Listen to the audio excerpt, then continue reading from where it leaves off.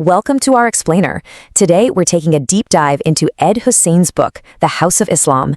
It's a look inside a faith that's home to almost 2 billion people, and, as the book argues, is in the middle of a massive battle for its own soul. So let's just start with one single number, 73%. This right here is the key to understanding why what happens inside Islam matters to every single person on the planet. You see, by the year 2050, the world's Muslim population is set to explode by 73%. That will make Islam the largest religion on earth. So yeah, the internal struggles within what the author calls the House of Islam, they're going to have a huge impact on all of us. But here's the thing. The book argues that this giant, growing house is not at all unified. Far from it. In fact, it's the scene of a deep internal battle, a real struggle for its future, for its very soul. At its very core, this is a fight between two completely different visions of Islam. One is peaceful and spiritual. The other is violent and political. But to really get a grip on this modern battle, we've got to rewind the clock, way back, almost 1,400 years, to the original split that started it all.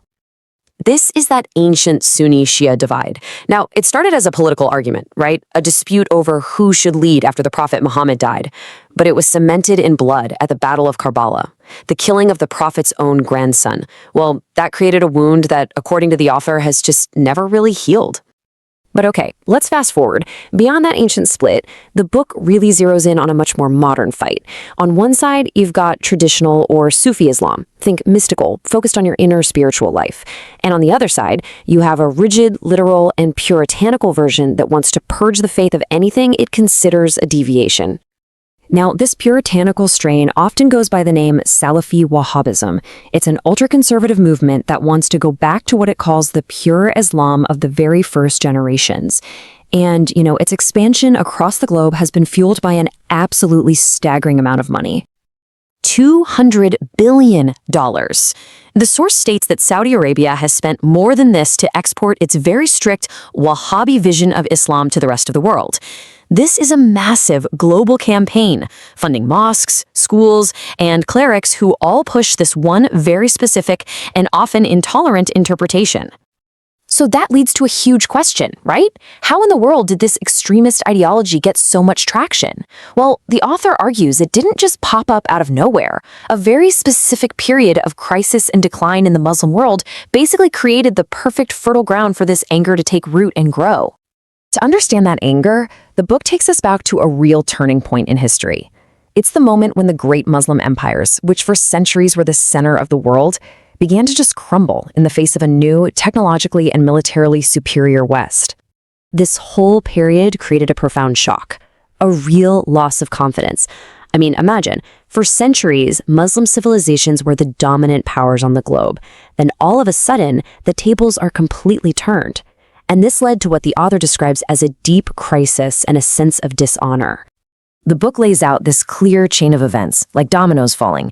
It all kicks off with the shock of Napoleon's invasion, which just shattered Muslim confidence. Then, their great empires crumble. Then, foreign borders and political systems are forced on them.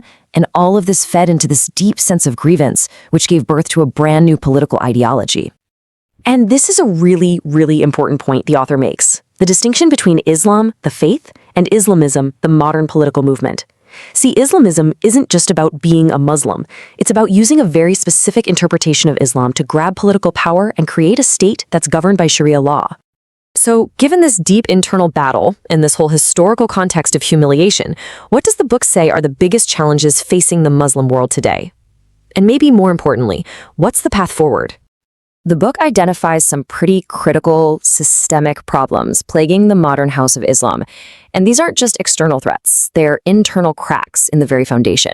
We're talking about everything from social repression and intolerance to a real lack of intellectual spark in education systems.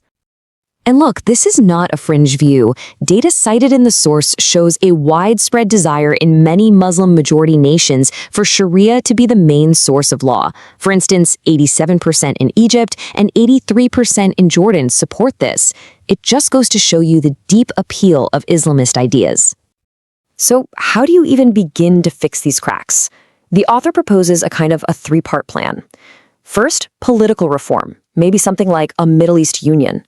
Second, economic aid, a new Marshall Plan. And third, and this is maybe the most important part, a call for internal religious reform. And this idea of internal purification, of cleaning house, actually has deep roots in Islam itself. The author points out that the Prophet Muhammad himself warned against a group called the Kharijites, extremists who would recite the Quran but completely miss its soul. He actually commanded his followers to fight them. And that brings us to the final, really provocative question of this whole explainer. As the House of Islam continues its massive growth, who is going to win the battle for its soul? Will its future be shaped by the traditionalists and the mystics who focus on inner spirituality, or by the Puritans and the ideologues who want to impose a rigid political vision on the entire world? The answer will shape not just the future of nearly 3 billion people, but all of us.